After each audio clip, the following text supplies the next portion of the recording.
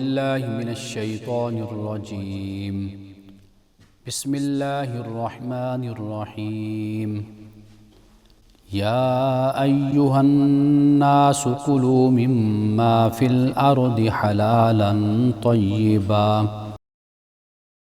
ولا تتبعوا خطوات الشیطان انہ لکم عدو مبین انما یامرکم بالسوء والفحشاء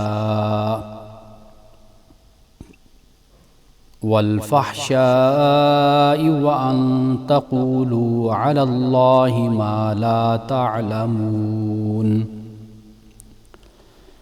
وَإِذَا قِيلَ لَهُمُ اتَّبِعُوا مَا أَنزَلَ اللَّهُ قَالُوا بَلْ نَتَّبِعُ مَا أَلْفَيْنَا عَلَيْهِ آبَاءَنَا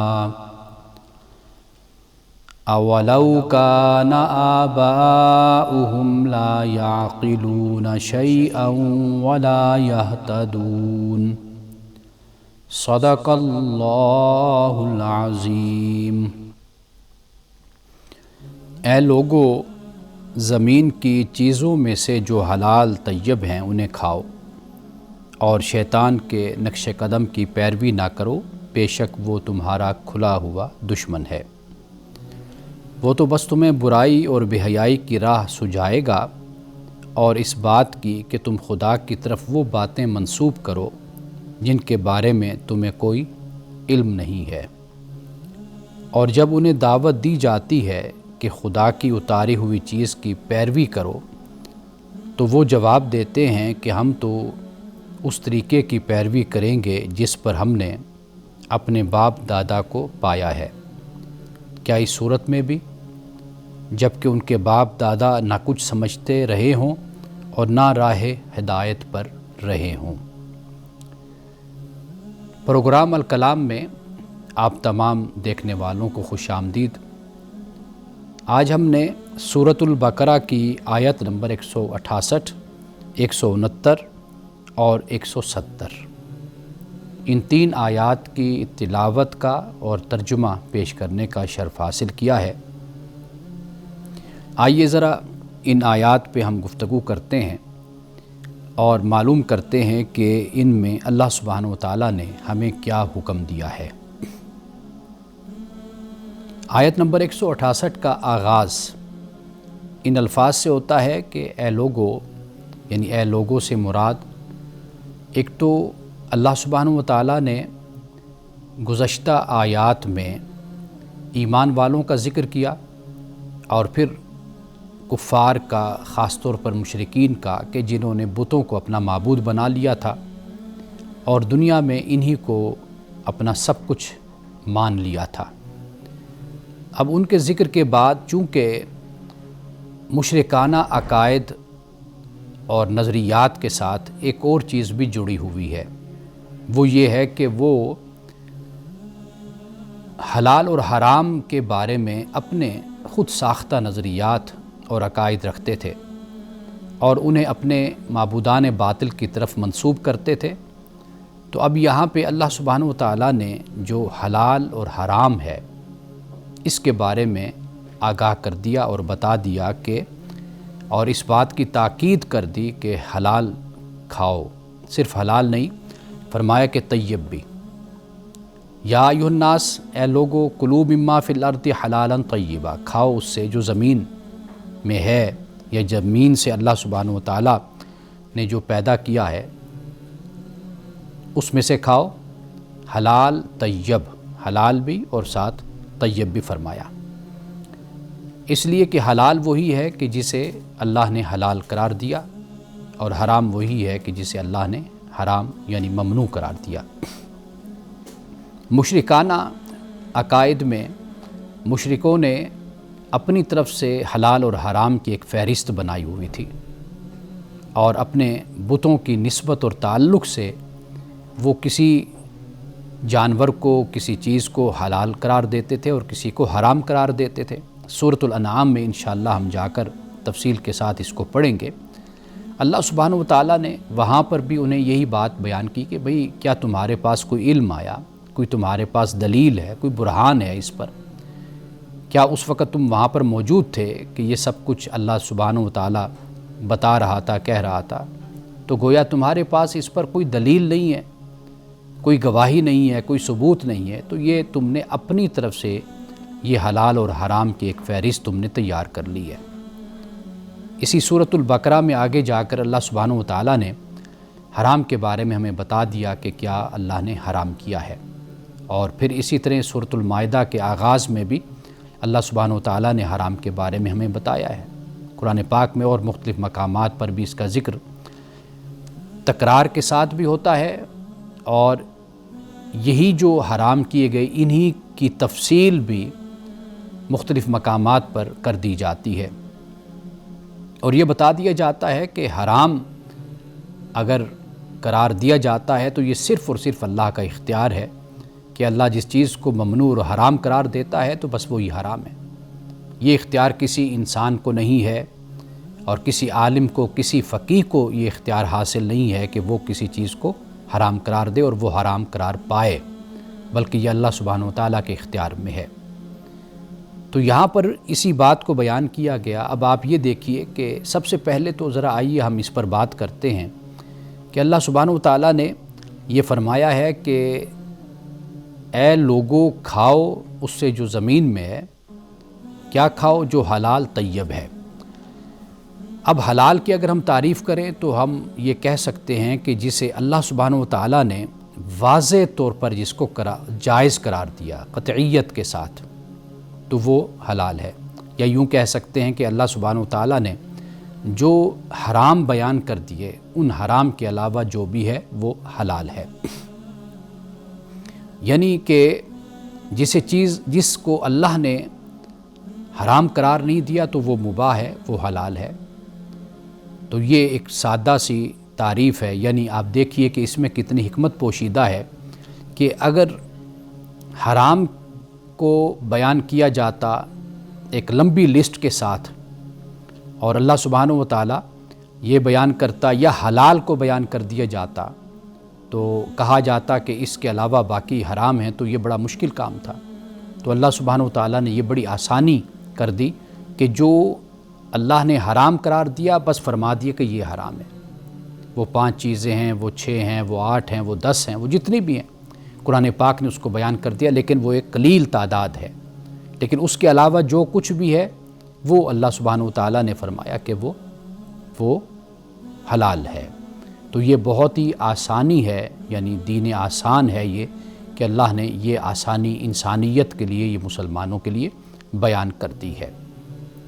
اور اس لیے کہا جاتا ہے کہ جس چیز پر اللہ کی طرف سے حرمت نہیں ہے تو وہ مباح ہے، وہ جائز ہے، وہ حلال ہے۔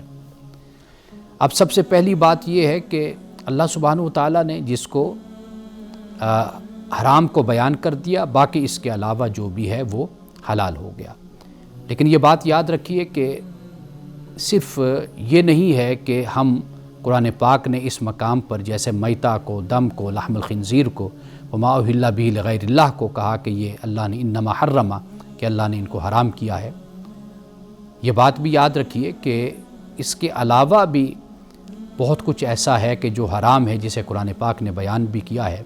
یعنی مثال کے طور پر دیکھیے کہ جیسے ناجائز ذرائع سے کمانا ہے، کسی کے ساتھ ظلم کرنا ہے، کسی کے ساتھ زیادتی کرنا ہے، اور اس کو بھی قرآن پاک نے سورۃ البقرہ میں ہی آگے جا کر بیان کر دیا کہ وَلَا تَأْكُلُوا أَمْوَالَكُمْ بَيْنَكُمْ بِالْبَاطِلِ، کہ باطل طریقے سے ایک دوسرے کے مال کو نہ کھایا کرو۔ یہ جو آیت میں نے پڑھی ہے آپ خود اس کو قرآن مجید سے اس کا مطالعہ کر سکتے ہیں۔ یہ جہاں پہ اللہ سبحانہ و تعالیٰ نے روزوں کی فرضیت کو بیان کیا ہے اسی مقام پر ہی، یعنی اسی رکوع میں ہی آخر میں جا کر اللہ نے اس بات کو بیان کیا ہے۔ یعنی ایک تو اللہ نے یہ بیان کر دیا کہ باطل طریقے سے تم ایک دوسرے کے مال نہ کھاؤ، اور آگے جا کر یہ بھی بیان کر دیا کہ یہ جو رشوت دے کر ایک فریق دوسرے فریق کا مال کھاتا ہے اور رشوت دے کر ناجائز طریقے سے قبضہ کرتا ہے اور ناجائز طریقے سے دوسرا حق لے جاتا ہے، تو اللہ سبحانہ و تعالیٰ نے اس سے بھی منع فرما دیا۔ تو لہٰذا یہاں پر اللہ نے 5 چیزوں کو جو بیان کر دیا، جسے ہم میتہ کہتے ہیں اور دم کہتے ہیں، لحم الخنزیر کو کہتے ہیں، اور وما اہل به لغیر اللہ کہتے ہیں، یعنی یہ 4 چیزیں. تو لیکن اس کی تفصیل قرآن پاک میں اور مقام پر ہمیں مل جاتی ہے. لیکن کچھ اعمال اور کچھ افعال بھی ایسے ہیں کہ جو اللہ تعالیٰ نے جن کو حرام اور جن کو ممنوع اور جن کو اللہ سبحانہ و تعالیٰ نے گناہ قرار دیا، تو اس کے ذریعے سے بھی جو مال کماتا ہے تو وہ مال بھی حرام ہو جاتا ہے. اس پہ بات کرتے ہیں لیکن ایک وقفے کے بعد.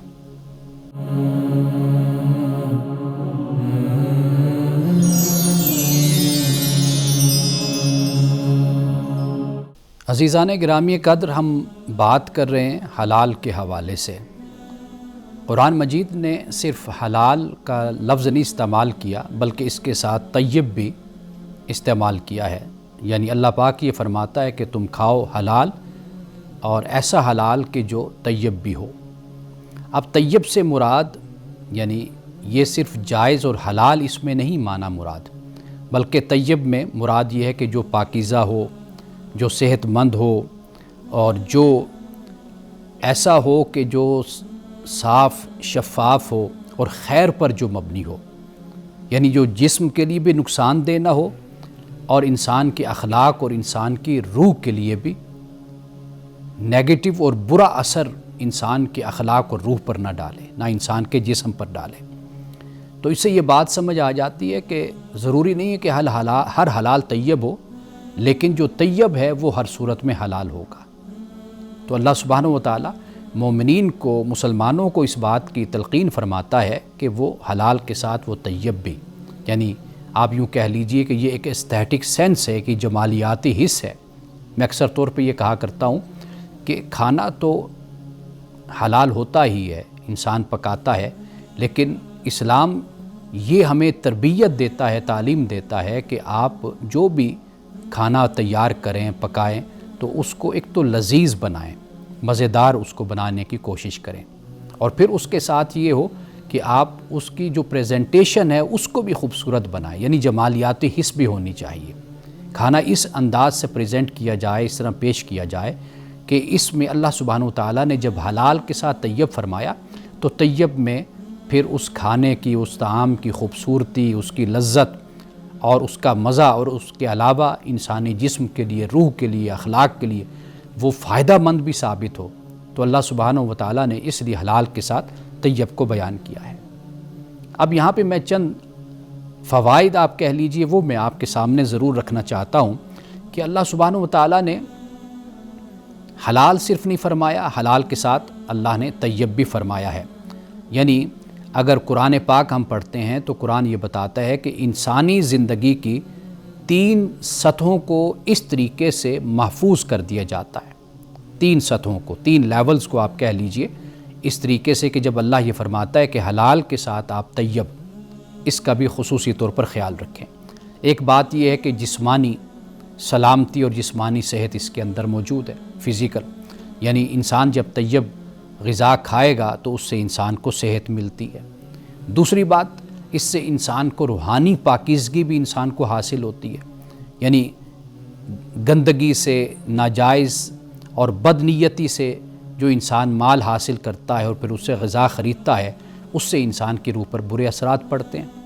اور اسی طریقے سے سماجی انصاف کا پہلو بھی اس میں آ جاتا ہے. جیسے میں نے پہلے بیان کیا تھا کہ انسان کمائے گا، حلال ذریعے سے کمائے گا، کسی کا حق نہیں مارے گا، دھوکہ نہیں دے گا، استحصال نہیں کرے گا، ظلم نہیں کرے گا، اور غلط طریقے سے، بے حیائی سے مال کو نہیں کمائے گا.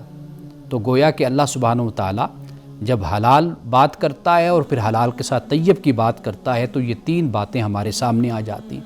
یعنی ایک تو ہماری جسمانی سلامتی اور جسمانی صحت پیش نظر رہتی ہے، اور دوسری بات یہ ہے کہ روحانی پاکیزگی بھی ہمیں اس سے حاصل ہوتی ہے، اور تیسری بات سماجی انصاف بھی ہے. جب ہم حلال طریقے سے کمائیں گے، عدل و انصاف سے کمائیں گے، کسی کا حق نہیں ماریں گے. ناظرین کرام، جو سب سے اہم بات ہے وہ ہے روحانی پاکیزگی. یہ بڑی بنیادی بات ہے. اسلام کا فلسفہ حلال و حرام، اس پہ گہرا مطالعہ ہمیں کرنا چاہیے. اب دیکھیے کہ قرآن پاک آپ کو بہت سی چیزوں سے روکتا ہے، منع کر دیتا ہے. آپ اسلام کا مطالعہ کیجئے. یعنی یہ وہ پوائنٹ ہے، یہ وہ نقطہ ہے کہ جس پہ اسلام بہت زیادہ سینسٹیوٹی کا مظاہرہ کرتا ہے، حساسیت کا مظاہرہ کرتا ہے، اور مومن سے اس بات کا تقاضا کرتا ہے کہ وہ اپنے رزق کے بارے میں احتیاط کرے، اپنی مزدوری کے بارے میں احتیاط کرے کہ آیا کہ وہ اس کو جائز طریقے سے کما رہا ہے یا جائز طریقے سے نہیں کما رہا. ہم یہ دیکھتے ہیں کہ یہ مسلمانوں میں بہت سے لوگوں میں یہ بڑی ایک ذمہ داری پائی جاتی ہے کہ وہ، میرے پاس اسی طرح کے کچھ سوالات بھی آئے ہوئے کہ وہ خاتون یہ پوچھتی ہیں کہ میں ڈاکٹر ہوں اور مجھے جو ایم ایس ہے انہوں نے اجازت دے رکھی ہے کہ آپ دور سے آتی ہیں تو آپ جو 5 دن یا 4 دن ڈیوٹی کے ہوتے ہیں وہ آپ نہ آئیں، آپ 1-2 دن آ جائیں. وہ پوچھتی ہیں کیا میرے لیے اس طرح جائز اور حلال ہو جائے گی میری تنخواہ؟ یعنی یہ جو حساسیت ہے یہ در حقیقت اسلام انسان کے اندر پیدا کرتا ہے تاکہ آپ کسی کا حق نہ کھائیں، کسی کے ساتھ زیادتی نہ کریں. جو آپ ذمہ داری، جو ڈیوٹی اور جو جاب آپ کر رہے ہیں، کہیں اس میں ایسا معاملہ نہ ہو جائے کہ جو آپ کما رہے ہوں وہ آپ کے لیے جائز نہ ہو. یہ جو بینکنگ سسٹم پر اتنی بحث ہوتی ہے، اس کی وجہ کیا ہے؟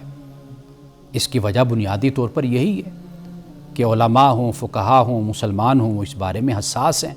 آیا کہ اس بینکنگ نظام سے، سسٹم سے جو ہم کماتے ہیں، لیتے ہیں، دیتے ہیں، کیا وہ ہمارے لیے جائز ہے یا ناجائز ہے؟ اسی طرح آپ دیگر مسائل کو دیکھ لیجئے تو اسلام کا جو فلسفہ ہے حلال و حرام، وہ اس کو پڑھ کر آپ دیکھ لیجئے کہ قدم قدم پر یہ تعلیم دی جاتی ہے کہ چھوٹا سا کوئی کام بھی آپ سے ایسا نہیں ہونا چاہیے کہ جس سے آپ کے رزق میں ملاوٹ ہو جائے. رسول اللہ صلی اللہ علیہ وسلم نے اس بات کو اسی طرح بیان فرمایا کہ جیسے آپ نے فرمایا کہ کوئی شخص دعا کرتا ہے، لمبے سفر سے آتا ہے، ایسے لگتا ہے کہ مسافر ہے اور کپڑے اس کے گرد آلود ہیں، چہرے سے بھی پتہ چلتا ہے کہ تھکاوٹ بھی ہے اور مسافر بھی ہے، لیکن وہ دعا کرتا ہے تو اللہ تعالیٰ اس کی دعا کو قبول نہیں فرماتا. دعا قبول نہ کرنے کی وجہ کیا ہے؟ رسول اللہ نے فرمایا اس لیے کہ اس کے رگوں میں دوڑنے والا جو خون ہے وہ حرام رزق سے تیار ہوا ہے، اس کا لباس حرام رزق کا ہے.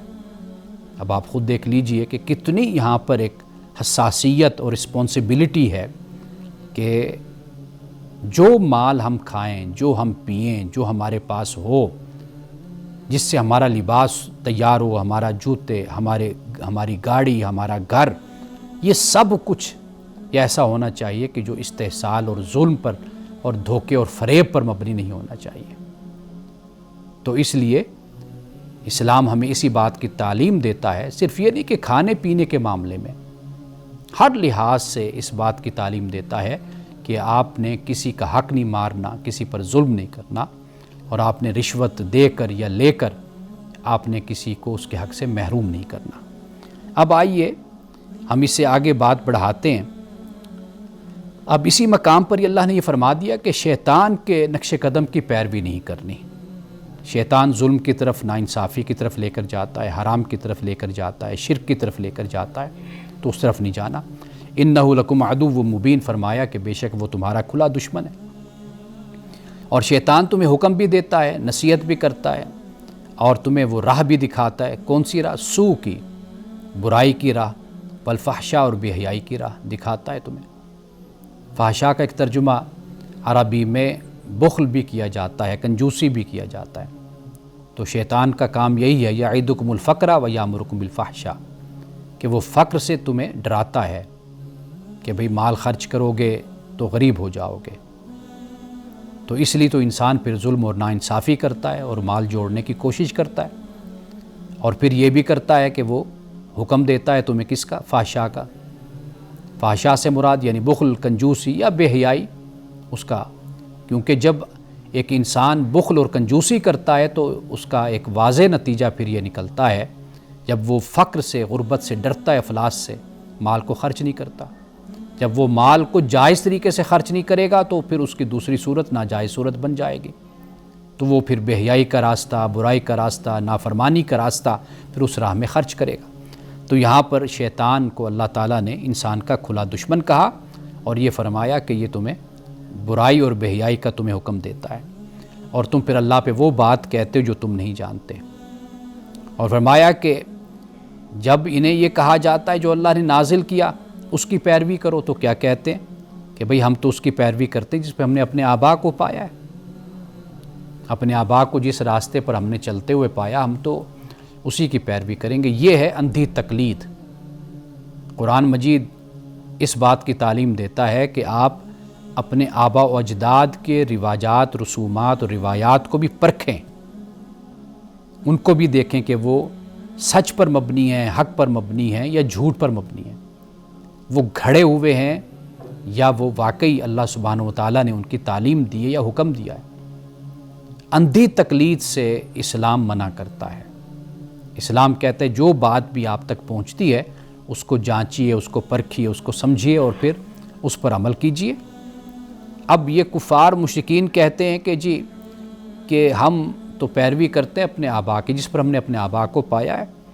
قرآن کہتا ہے کہ کیا اس صورت میں بھی ان کی پیروی کرو گے جب کہ تمہارے جو باپ دادا ہیں نہ یہ سمجھتے ہیں اور نہ یہ راہ ہدایت پر رہے ہیں، نہ سیدھی راہ پر چلے ہیں اور نہ عقل کو استعمال کرتے، تو کیا تم پھر بھی ان کے پیچھے چلو گے؟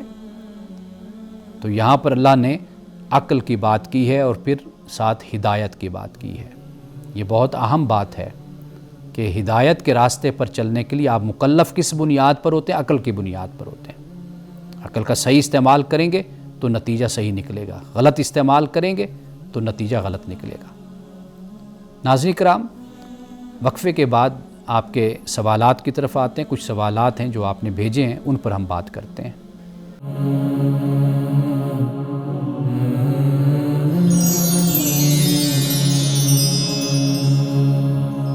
وقفے کے بعد دوبارہ آپ کی خدمت میں حاضر ہیں۔ چند سوالات ہیں گھریلو مسائل کے حوالے سے، اور یہ سوال ایک شوہر کا ہے اور بڑا مختصر سوال انہوں نے بھیجا ہے۔ سوال یہ ہے کہ گھر میں عزت نہ ملے تو کیا کرنا چاہیے؟ اسلام اس کے بارے میں کیا ہمیں تعلیم دیتا ہے، کیا رہنمائی ہماری کرتا ہے؟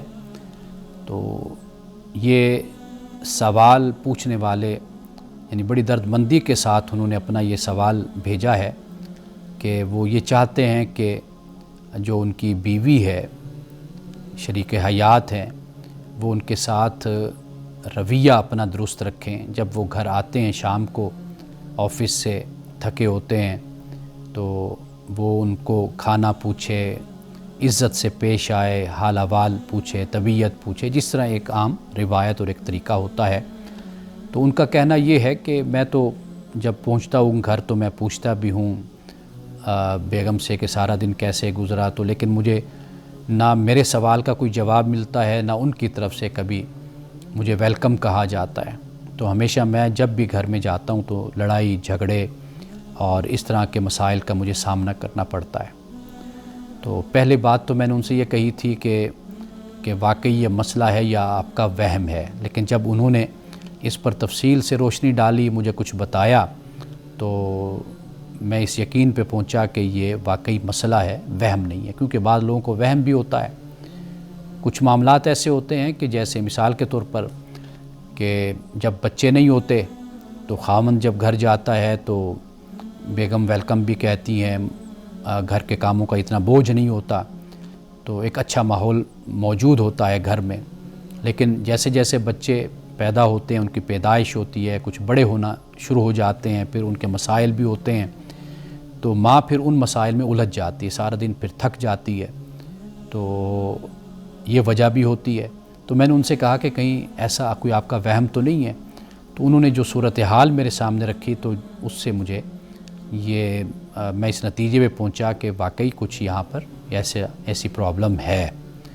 تو سب سے پہلے تو میں یہ ان سے عرض کروں گا کہ کبھی بھی صبر کا دامن ہاتھ سے نہ چھوڑیں، صبر کا دامن پکڑے رکھیے، اور اس میں کوشش کیجئے کہ گفتگو ہوتی ہے، سمجھانا ہوتا ہے، اور جسے سافٹ کونسلنگ کہتے ہیں وہ آپ جاری رکھیے۔ دیکھیے، اگر ایسا رویہ ہے جس سے آپ کو پریشانی ہے تو اس کا طریقہ یہ ہوتا ہے کہ مزید اپنے آپ کو دور کرنے کے بجائے اپنے ساتھی سے قربت اور ساتھی کے ساتھ بیٹھ کر گفتگو، یہ سب سے بہتر طریقہ ہوتا ہے۔ ایک طریقہ یہ ہوتا ہے کہ وہ ایک جگہ اگر ایک طرف سے بدمزاجی کا مظاہرہ ہو رہا ہے، چڑچڑاپن کا مظاہرہ ہو رہا ہے، تو دوسرا بھی اپنی انا میں بیٹھا رہتا ہے اور مسئلے کے حل کی طرف نہیں جاتا، یعنی قربت میں نہیں جاتا، دوستی نہیں کرتا، حال احوال نہیں پوچھتا، قریب ہونے کی کوشش نہیں کرتا، وہ اپنی انا میں رہتا ہے۔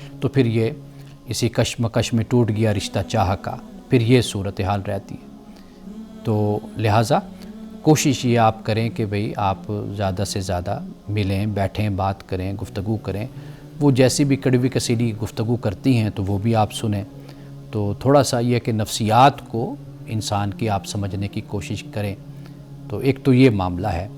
دوسرا یہ ہے کہ دیکھیے اگر یہ دل آزاری اور یہ اذیت مستقل طور پر ہے، بڑھتی چلی جا رہی ہے، تو پھر اس کا راستہ یہی ہوتا ہے کہ آخر نکاح آپ نے جو کیا، شادی ہوئی، تو اس میں دونوں خاندان موجود تھے، آپ کے والدین، ان کے والدین، اور اسی طریقے سے بزرگ بھی شامل ہوتے ہیں، چچا، ماموں، پھوپھا اور خالو رشتہ دار ہوتے ہیں بڑے، اور کئی معتبر رشتہ دار بزرگ بھی موجود ہوتے ہیں۔ تو پھر اس کا طریقہ یہ ہوتا ہے کہ آپ کسی کا سہارا لے لیں، یعنی والدین سے جیسے بات کی جاتی ہے، والدین سے بات کر لیں ان کے، یا بھائی ہوتے ہیں ان کا اثر رسوخ ہوتا ہے، ان سے بات کر لیں، یا کسی اور سے کر لیں۔ تو ایک تو یہ معاملہ ہوتا ہے کہ اس طریقے سے کوشش کریں کہ آپ گھر کو بچائیں۔ طلاق کا جو معاملہ ہوتا ہے، اس لفظ کو بولنے سے بھی انسان کو احتیاط کرنی چاہیے، ڈرنا چاہیے۔ ایسا معاملہ نہیں ہے کہ فوری انسان کہے جی بس اب طلاق اور معاملہ ختم، نہیں۔ آپ کوشش کریں نبھا کی، اور صورتحال، اور پھر خاص طور پر جب بچے ہو جائیں تو پھر اور معاملات ہو جاتے ہیں۔ جب بچے نہ ہوں تو پھر دوسری صورت ہے کہ خیر ہوتی ہے کہ چلیں اگر دونوں مل کر سمجھداری کے ساتھ علیحدگی اختیار کر لیں، لیکن جب بچے بڑے ہو جائیں یا بچے موجود ہوں، 3-4 بچے ہوں، تو پھر اس بارے میں یہ احتیاط کرنی چاہیے کہ طلاق تک بات نہ جائے۔ اگر طلاق تک جاتی ہے، وہ آخری حل ہوتا ہے کہ پھر آپ کو وہ اختیار کرنا پڑتا ہے، لیکن وہ آخری حل ہوتا ہے۔ قرآن پاک نے بھی اسی ترتیب کے ساتھ ہی اس کو بیان کیا ہے۔ تو کوئی ثالثی ہوتا ہے، یہ اب آپ پہ ڈیپینڈ کرتا ہے، یعنی کوئی عالم بھی ہو، وہ بھی ان سے بھی مشورہ ہو سکتا ہے، کوئی ثالثی، کوئی تجربہ کار انسان ہوتا ہے، تو لہٰذا اس کا یہ حل ہے۔ لیکن جلد بازی کا مظاہرہ نہیں کرنا چاہیے، ٹھنڈے دل و دماغ کے ساتھ اور بہت سمجھداری کے ساتھ معاملات کو حل کرنا چاہیے، اور اس بارے میں پریشان زیادہ نہیں ہونا چاہیے۔ پریشانی جب غالب آ جائے تو پھر انسان اپنی زندگی میں جب حوصلہ ہار بیٹھتا ہے تو صحیح نتیجے تک پھر انسان کبھی نہیں پہنچ پاتا۔ اللہ تعالیٰ سے مدد مانگیے، دعا کیجیے، 5 وقت نماز پڑھیے، اور تنہائی میں خلوت میں بیٹھ کر اللہ تعالیٰ سے اس مسئلے کا حل مانگیے، استخارہ بھی کیجیے۔ اللہ تعالیٰ ضرور آپ کی رہنمائی فرمائے گا۔ وقفے کے بعد مزید آپ کے اور سوالات پہ بات کرتے ہیں۔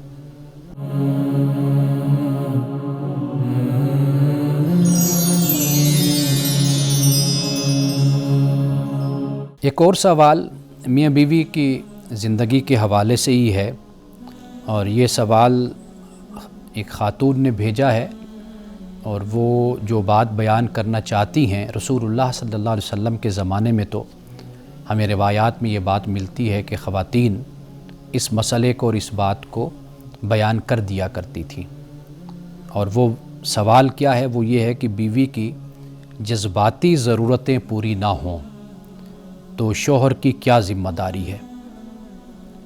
تو سب سے پہلے تو میں جو جذباتی ضرورت کا جو لفظ استعمال انہوں نے کیا ہے، تو میں اس کی تھوڑی سی وضاحت کر دوں۔ اس سے جذباتی ضرورت صرف ایک ضرورت نہیں ہے جسے ہم جنسی ضرورت کہتے ہیں، وہ بھی اسی میں اس کا حصہ ہے۔ تو خاتون جب یہ کہتی ہیں جذباتی ضرورت، جہاں تک میں سمجھا تو میں اس کی ذرا وضاحت کر دوں۔ ایک تو توجہ خاتون چاہتی، بیوی چاہتی ہے۔ دوسری بات رسپیکٹ ہوتی ہے، قدردانی، یعنی عورت گھر کے کام کر کے یا گھر سنبھال کر نگرانی کر کے تھک جاتی ہے، تو پھر جب شوہر صاحب تشریف لاتے ہیں تو پھر ان کا رویہ بھی مختلف ہوتا ہے۔ تو کم از کم اتنی ہو کہ اس کو عزت سے، اس کو پیار سے، محبت سے اس کو بلایا جائے، اور اسے اتنا ہی کہا جائے کہ آپ تھک گئی ہوں گی، سارا دن آپ نے کام کیا ہے۔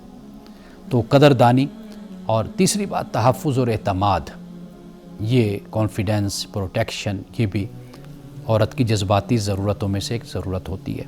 اور اسی طرح محبت کا اظہار جس کو کہتے ہیں افیکشن، یہ بھی اسی میں شامل ہے۔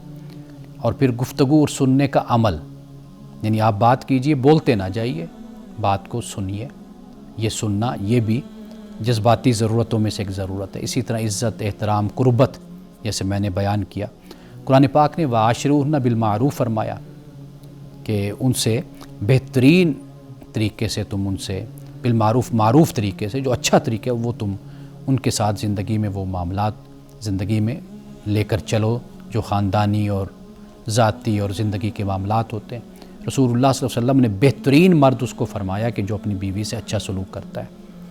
اور اب آخری بات کہ جذباتی ضرورتوں میں ایک ضرورت وہ جنسی ضرورت بھی وہ شامل ہوتی ہے۔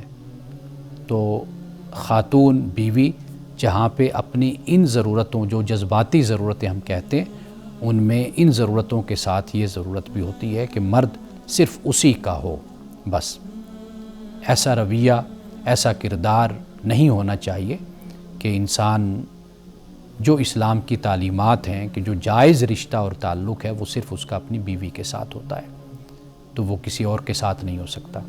تو اس بارے میں بچنا چاہیے اپنے آپ کو، کیونکہ یہ اسلام اس کو بہت بڑا اس کو گناہ قرار دیتا ہے۔ اب اس کے بعد ایک اور سوال ہے، وہ یہ ہے کہ میاں بیوی ایک دوسرے کو سمجھنے کے لیے کون سا قرآنی اصول اپنا سکتے ہیں؟ یہ بڑا اہم سوال ہے۔ قرآن مجید نے، جیسے میں نے ابھی ایک آیت پڑھی وَعَاشِرُوهُنَّ بِالْمَعْرُوفِ، کہ بھلے طریقے سے زندگی گزارو ایک دوسرے کے ساتھ، جو اچھا طریقہ ہے، اور اس کے 3 عملی معنی آپ کہہ سکتے ہیں وہ ہو سکتے ہیں جب قرآن معروف کی بات کرتے ہیں کہ اچھے طریقے سے۔ ایک تو حسن ظن ہے، بنیادی طور پر بدگمانی نہیں ہونی چاہیے میاں بیوی کو، بدگمانی گھروں کو تباہ کر دیتی ہے، وہ بیوی کی طرف سے ہو۔ میرے سامنے ایسے بہت سے کیسز ہیں کہ بیوی خام خواہ اگر خامند نے کسی لڑکی سے بات کر لی یا کسی کی کال آ گئی تو کوئی مسئلہ ہو گیا، تو بس بیوی نے پھر سر، جو کہتے ہیں آسمان سر پہ اٹھا لینا ہے اور مسلسل اپنے گھر کو ہی برباد کر دینا ہے اس نے۔ تو ایک تو یہ وجہ۔ دوسرے، نرمی اور گفتگو، پولائٹنس اختیار کرنی چاہیے۔ قرآن پاک نے مودت اور رحمت کا ذکر قرآن پاک نے کیا ہے۔ تیسری بات، برداشت اور معافی، یہ رویہ اختیار کیا جانا چاہیے، یعنی کہ برداشت اور معافی۔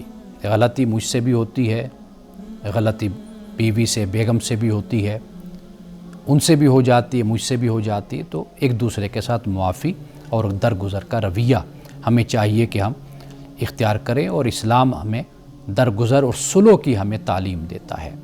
یعنی غلطی اگر ہم اپنے ساتھی کی دیکھیں تو فوراً ہم رد عمل نہ دیں، اور اسی طریقے سے معافی کا رویہ اختیار کریں، اور پھر اسی طریقے سے اصلاح کا موقع بھی دیں ہم۔ یعنی ہم نعوذ باللہ اپنے لیے تو ہم اچھے وکیل بن جاتے ہیں اور دوسرے کے لیے ہم ایک جج بن جاتے ہیں۔ تو ہمیں یہ طریقہ اختیار کرنا چاہیے کہ جو جذبات ہمارے ہوتے ہیں ہمیں یہ خیال کرنا چاہیے کہ دوسرا بھی اسی طریقے سے ہی جذبات رکھتا ہے۔ تو لہٰذا میاں بیوی ایک دوسرے کو سمجھیں، اس کے لیے قرآن پاک نے جو بات بیان کی ہے وَعَاشِرُوهُنَّ بِالْمَعْرُوفِ، کہ ایک دوسرے کے ساتھ بھلے طریقے سے، معروف طریقے سے تم زندگی گزارو۔ قرآن پاک نے لباس لکم وانتم لباس لہن بھی فرمایا کہ تم ایک دوسرے کا لباس ہو۔ اب لباس کیا کرتا ہے؟ آپ کو آپ کے عیبوں کو چھپاتا ہے، لباس آپ کو خوبصورتی دیتا ہے، اور لباس کیا کرتا ہے؟ آپ کو سکون دیتا ہے، آپ کو وقار دیتا ہے۔ اور لباس جب آپ پہنتے ہیں تو لباس آپ کو سخت سردی سے، گرمی سے آپ کو بچاتا ہے، یعنی مشکلات سے بچاتا ہے اور اذیت سے بچاتا ہے۔ تو یہی تعلق میاں بیوی کا ہوتا ہے کہ وہ ایک دوسرے کے عیبوں کو چھپاتے ہیں، ایک دوسرے کو خوبصورت بناتے ہیں، اور پھر زندگی میں آنے والی مشکلات کو ایک دوسرے کے لیے سہارا بنتے ہیں۔ تو قرآنی اصول یہی ہے کہ جو شادی کر لیں، جو جوڑا ہے، ان کو چاہیے کہ وہ اپنی زندگی ایک دوسرے پر یقین اور اعتماد اور اچھے طریقے سے زندگی گزاریں۔ یہ چند سوالات تھے آج کے پروگرام میں جنہیں میں نے ایڈریس کیا۔ آئیے جاتے ہوئے ایک حدیث جو صحیح بخاری کی ہے، رسول اللہ صلی اللہ علیہ وسلم نے فرمایا کہ خریدنے اور بیچنے والے نے اگر سچائی سے کام لیا اور ہر بات صاف صاف کھول کر بیان کر دی تو ان کی خرید و فروخت میں برکت ہوتی ہے، اور اگر کوئی بات چھپا رکھی یا جھوٹ کہی تو برکت ختم کر دی جاتی ہے۔ لہٰذا مال جو نظر آتا ہے زیادہ تعداد میں اس پر نہ جائیے، زیادہ روپے زیادہ پیسہ اس پر جائیے کہ تھوڑے ہوں لیکن برکت والے ہوں، حلال ہوں، جائز ہوں، طیب ہوں۔ انہی الفاظ کے ساتھ اجازت دیجیے، انشاءاللہ کل آپ سے دوبارہ ملاقات ہوگی۔ السلام علیکم ورحمۃ اللہ وبرکاتہ۔